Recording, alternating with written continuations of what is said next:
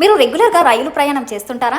అయితే ఈ సమాచారం మీకు తప్పనిసరిగా ఉపయోగపడుతుంది. ఎందుకంటే ఇప్పటి వరకు చాలా మంది ప్రయాణికులు తాము రిజర్వేషన్ చేసుకున్న స్టేషన్ నుండి కాకుండా మరో స్టేషన్ నుండి రైలు ఎక్కేందుకు కూడా ప్లాన్ చేసుకుంటారు.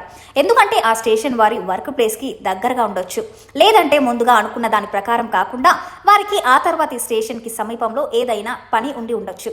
అందుకే ఎలాగూ రైలు ఈ మార్గం నుండే వెళ్తుంది కాబట్టి మరలా స్టార్టింగ్ పాయింట్కి వెళ్ళి రైలు ఎక్కాల్సిన అవసరం ఏముంది అని తర్వాత స్టేషన్లోనే రైలు ఎక్కేలా ప్లాన్ చేసుకుంటారు. ఇది ఇప్పటి వరకు చెల్లుబాటులోనే ఉన్నా ఇక మీదట ఇలా కుదరదు అంటుంది రైల్వే శాఖ. ప్రయాణికులు వారు సెలెక్ట్ చేసుకున్న బోర్డింగ్ స్టేషన్లోనే రైలు ఎక్కాలి.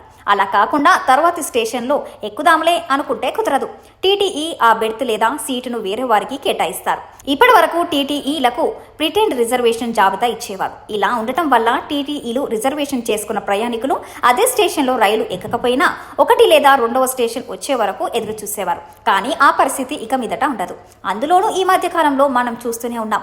టీటీఈలు పాత రోజుల్లో మాదిరిగా రిజర్వేషన్లకు సంబంధించిన పేర్ల జాబితాతో పేపర్ల కట్ట పట్టుకొని తిరిగేవారు. కానీ ఇప్పుడు టీటీఈలు ఎంచక్క ఒక ట్యాబ్ పట్టుకొని రైళ్లు ఎక్కిస్తున్నారు. ఏయో బోగిలో ఎవరెవరు ఎక్కారు, ఏ బెర్తులు ఖాళీ ఉన్నాయి, ఎవరికి వెయిటింగ్ లిస్ట్ ఉంది, ఎవరికి ఆర్ఏసీ ఉంది అన్న వివరాలు మొత్తం వారికి ఆ ట్యాబ్ ద్వారా తెలుసుకునే వీలుంటుంది. కాబట్టి మనం ఇక మీదట మనం ఎక్కాల్సిన రైలును ఏదైతే బోర్డింగ్ పాయింట్ సెలెక్ట్ చేసుకున్నామో అదే స్టేషన్లో తప్పనిసరిగా ఎక్కాల్సిందే. లేదంటే ఆ స్టేషన్ దాటిపోతే ఆ బెర్తు లేదంటే ఆ సీటును వేరే వారికి ఇచ్చేస్తారు. ఆ తర్వాత స్టేషన్లో రైలు ఎక్కి ఆ బెర్త్ నాది, ఈ సీటు నాది అంటే అస్సలు కుదరదు. పైగా టీటీఈలు ఆ సీటును ఆర్ఏసీ వారికో లేదంటే వెయిటింగ్ లిస్ట్ వారికో ఇచ్చేస్తారు. వారు అసలు కదలనే కదలరు కూడా.